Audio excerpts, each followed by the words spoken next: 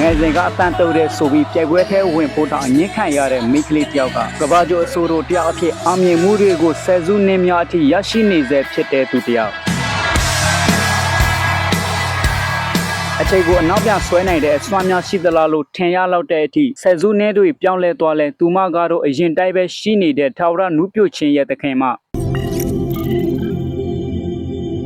ဖခင်ကလက်ဘနွန်နွယ်ဘွားမိခင်ကကိုလံဘီယာလူမျိုးဖြစ်ပြီးရှာဂီရာအစ်ဘယ်မန်ဘာရာရက်ဖောကို1989ခုနှစ်ဖေဖော်ဝါရီလ2ရက်နေ့ကိုလံဘီယာနိုင်ငံဘာရင်ကီယာမြို့မှာမိဘနှစ်ပါးရဲ့တူတဲ့သူသမီးလေးအဖြစ်မွေးဖွားခဲ့ပါတယ်။ရှာဂီရာဟာငယ်စဉ်ကတည်းကအမှုပညာဝါသနာပါသူပါ။အသက်9နှစ်10နှစ်မှာတချင်းတွေစရေးလာခဲ့ပါတယ်။ကြောက်တဲ့စဉ်ကအကားနဲ့တချင်းဆိုတာကိုအလွန်နဲ့သက်ခဲ့ပါတယ်။တခြားကလေးတွေကစားနေချိန်မှာသူမကတော့စာရေးတချင်းဆိုလက်ကျက်နေခဲ့ပါတယ်။ကျောင်းမှာအသားပြိုင်အဖွဲ့ထဲဝင်ချင်တဲ့အခါဆီယာမကရှာဂီရာရဲ့တန်ကိုဒုက္ခလွန်တယ်လို့ယူဆပြီးဖွဲ့ထဲမရွေးချယ်ခဲ့ဘူးလို့ဆိုပါတယ်။ဒါပေမဲ့သူမကလက်မရှို့ပဲစူးစမ်းခဲ့လို့သူ့ရဲ့ထူးခြားတဲ့အတန်နဲ့နောက်ပိုင်းမှာကဘာတဝမ်းကလူတန်းပေါင်းများစွာပြီးတဲ့အတန်တစ်ခုဖြစ်လာခဲ့တယ်။အဲ့ဒါ73နှစ်မှာပထမဆုံးအေဗန်ထုတ်ခွဲရခဲ့ပေမဲ့ရောင်းအားမကောင်းခဲ့ပါဘူး။လူအများကမသိသေးဘူး။တချင်းတွေလည်းမကြိုကြားခဲ့ဘူး။ဒါပေမဲ့ငါမတူဘူးလို့မတွေးပဲ။ဘာလို့အဲ့နေတယ်လဲဆိုတာကိုသင်ယူခဲ့တယ်။ရှာဂီရာဟာတခြားဆိုတို့တွေကိုမိတူကူမလုပ်ခဲ့ပါဘူး။ Latin guitar, pop guitar, rock guitar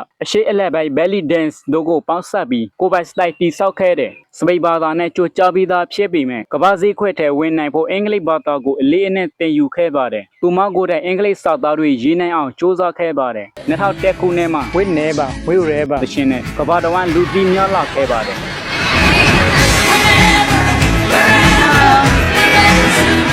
နောက်ပိုင်း S.Light Waka Waka She Walk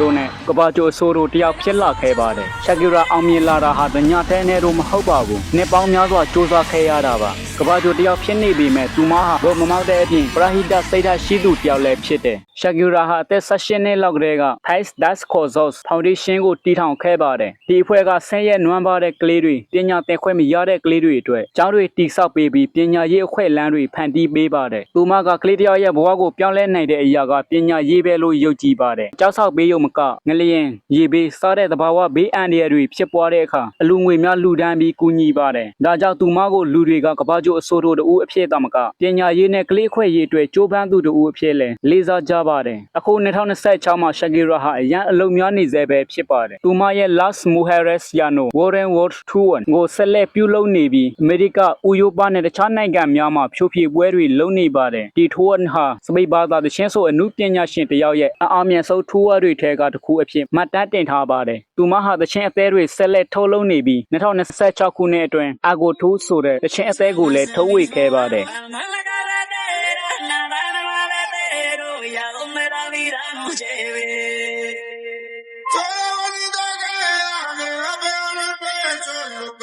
2026 FIFA Roadcar နဲ့ဆက်စပ်တဲ့ Guitar Project တွေမှာပါဝင်နေပြီးဒိုင်သချင်းနဲ့လည်းလူအများအာရုံစိုက်မှုရရှိနေပါတယ်ကလေးပညာရေးအတွက်တည်ထောင်ထားတဲ့ Thais Das Causes Foundation နဲ့လည်းဆက်လက်ပါဝင်ကူညီနေစေဖြစ်ပါတယ်သူမဟာအသက်49နှစ်ရှိပြီဖြစ်ပေမဲ့တချင်းဆိုချင်းဖြိုးဖြေပွဲများမိသားစုနဲ့ပလာဟိတလုပ်ငန်းများကိုတက်ကြွစွာဆက်လက်လှုပ်ဆောင်နေစေပဲဖြစ်ပါတယ်သူမကိုယ်တိုင်လည်းနှစ်30ကျော်အမှုပညာလောကထဲရှိခဲ့ပေမဲ့အခုမှစတင်သလိုခံစားရတယ်လို့ပြောထားပါတယ်အစမအောင်မြင်တာဟာအစိုးတမဟုတ်ဘူး14လ16ကြိုးစားကိုအားသာခြေကိုဖန်တီးနိုင်ရင်တစ်ချိန်မှထွန်းလဲနိုင်ပါတယ်တချို့လူတွေရဲ့စကားကြောင့်မိတ်ဆွေရဲ့လမ်းကိုမပြောက်ပါစေနဲ့